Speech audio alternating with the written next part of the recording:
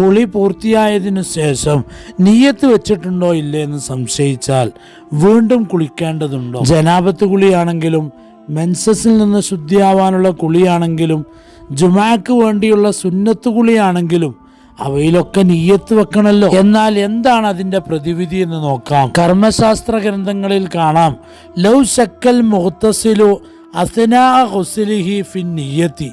കുളിക്കുന്ന ഒരാള് കുളിയുടെ ഇടയിൽ നിയ്യത്തിൽ അങ്ങനെ സംശയിച്ചാൽ ഇസ്തഅനഫ, അവർ കുളി ആദ്യം മുതൽ ആരംഭിക്കണം. ഔ ഫി ശൈഇൻ മിൻഹാ ബഅദൽ ഫറാഗി, ഇനി കുളിയൊക്കെ പൂർത്തിയായതിന് ശേഷമാണ് അവയിൽ നിന്ന് ഏതെങ്കിലും ഒന്നിൽ സംശയം വന്നത്, ഫലാ യുഅസ്സിറു, ആ സംശയം ഒരു ഫലവും ചെയ്യിക്കില്ല.